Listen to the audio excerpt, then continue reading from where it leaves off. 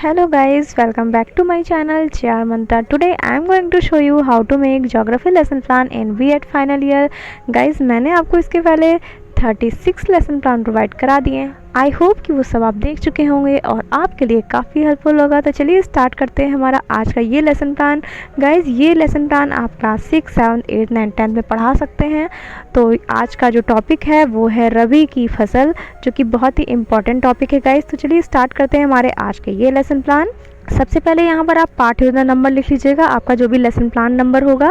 इसके बाद आप संस्था का नाम लिख लीजिएगा। आपकी टीचिंग जिस स्कूल में लगी होगी आप उस शिक्षण संस्थान का नाम लिख लीजिएगा। इसके बाद छात्र अध्यापक या छात्र अध्यापिका का नाम लिख लीजिएगा। यहाँ पे क्या है, आप अपना नाम लिखेंगे गाइस, क्योंकि जब आप बीएड कर रहे होते हैं तो आप एक प्यूपिल टीचर होते हैं, मीन्स छात्र अध्यापक या छात्र अध्यापिका होते हैं। तो यहाँ पर आप अपना नाम फिल कर लेंगे। इसके बाद आप इस तरीके से स्ट्रक्चर बनाएंगे। इसमें दिनांक, कक्षा, वर्ग, विषय, उप विषय, चक्र और अवधि का आपकी टीचिंग जिस डेट को लगी होगी आप उस डेट को लिख लीजिएगा। इसके बाद कक्षा में आप 6, 7, 8, 9, 10 में पढ़ा सकते हैं। इसके बाद वर्ग है, आप सेक्शन लिख लेंगे, आपका सेक्शन ए है या सेक्शन बी है। इसके बाद आपका विषय होगा सामाजिक विज्ञान, उप विषय आपका भूगोल होगा। चक्र मीन्स आप किस पीरियड में आपकी वाली क्लास लगी है ये आप पीरियड लिख लेंगे। इसके बाद अवधि में आप 40 मिनट्स यहाँ पर फिल कर लेंगे। देन आता है आपका टॉपिक, प्रकरण आज का क्या है, रबी की फसल। देन है आपका सामान्य उद्देश्य। सामान्य उद्देश्य क्या है, आपके भूगोल शिक्षण से आप बच्चों में क्या क्या चीज़ें डेवलप करते हैं, ये होता है आपका सामान्य उद्देश्य। तो इसमें देखिए आप 6 to 8 पॉइंट्स लिख सकते हैं। इसमें देखिए छात्रों को भौगोलिक ज्ञान कराना, छात्रों में प्रकृति के प्रति प्रेम उत्पन्न कराना व प्राकृतिक संसाधनों का ज्ञान कराना, छात्रों की मानसिक शक्तियों का ज्ञान कराना, छात्रों को जीविकोपार्जन के योग्य बनाना, भौगोलिक परिस्थितियों का मानव जीवन पर पड़ने वाले प्रभावों का ज्ञान कराना, छात्रों में स्वदेश प्रेम की भावना का विकास करना, छात्रों में अंतर्राष्ट्रीय अवबोध एवं सहयोग की भावना का विकास करना, छात्रों को भावी विश्व नागरिकता का प्रशिक्षण देना। तो ये हो गए आपके सामान्य उद्देश्य। इसके बाद होता है आपका विशिष्ट उद्देश्य। विशिष्ट उद्देश्य क्या है गाइस, आपके भूगोल शिक्षण के अंतर्गत आप टॉपिक क्या पढ़ा रहे हैं, रबी की फसल। तो ये टॉपिक पढ़ाने से आप बच्चों में क्या क्या चीज़ें डेवलप करते हैं, ये होता है आपका विशिष्ट उद्देश्य। तो इसमें देखिए 3 उद्देश्य होते हैं, ज्ञानात्मक उद्देश्य, बोधात्मक उद्देश्य और प्रयोगात्मक उद्देश्य। ज्ञानात्मक उद्देश्य में क्या होगा, आप लिखेंगे छात्र रबी की फसल के बारे में जानकारी प्राप्त कर सकेंगे, छात्र रबी की फसल हेतु अनुकूल तापमान के बारे में जान सकेंगे। फिर है आपका छात्र रबी की फसल के बारे में प्रत्यास्मरण कर सकेंगे, छात्र रबी की फसल के बारे में बता सकेंगे, छात्र रबी की फसल के उत्पादन को अपने अभ्यास पुस्तिका पर दर्शा सकेंगे, छात्र रबी की फसल हेतु उत्तम मिट्टी के बारे में बता सकेंगे।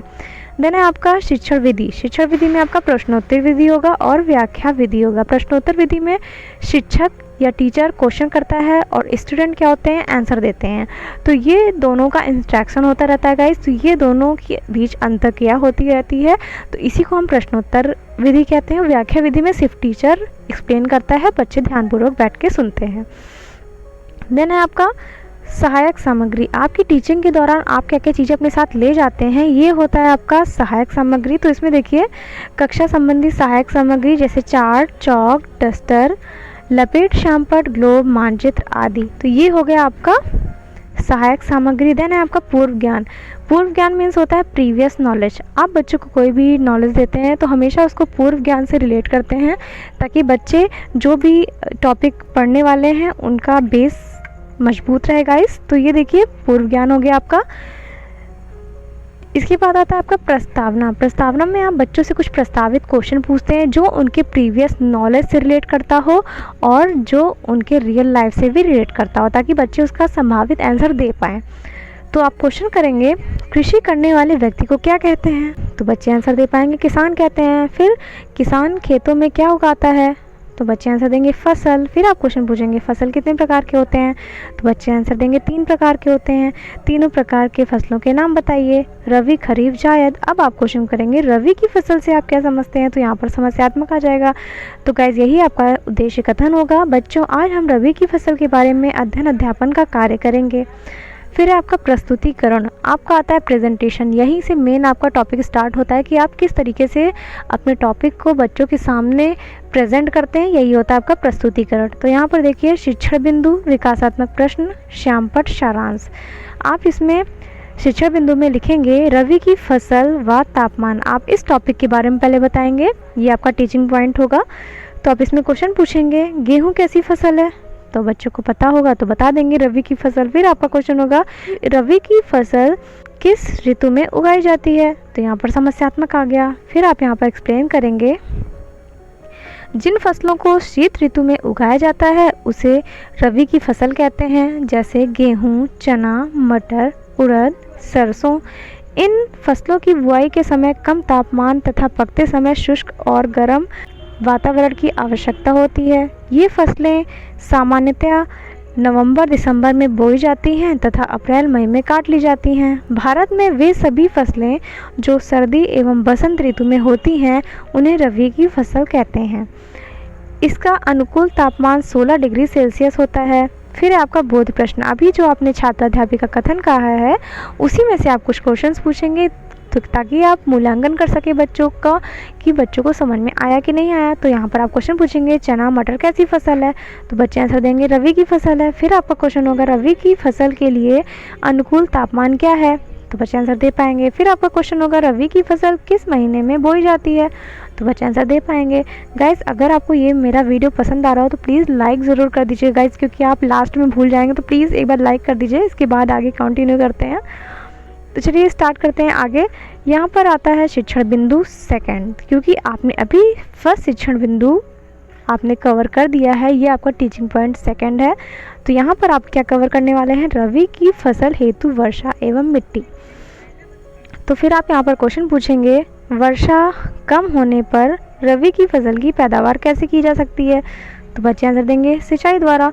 फिर क्वेश्चन होगा रवि की फसल के लिए वर्षा कितनी होनी चाहिए, समस्यात्मक हो गया, बच्चे आंसर नहीं दे पाए। फिर आता है आपका छात्राध्यापिका कथन। यहाँ पर आप एक्सप्लेन करेंगे रवि की फसल की खेती के लिए 40 सेंटीमीटर से 80 सेंटीमीटर वर्षा उत्तम होती है, मुख्यतः सिंचाई पर आधारित होती है। इसकी खेती के लिए दोमट मिट्टी या दोमट भूमि सर्वोत्तम मानी जाती है, लेकिन इसकी खेती बलुई दोमट, भारी दोमट आदि भूमि में की जा सकती है। ये हो गया आपका एक्सप्लेनेशन।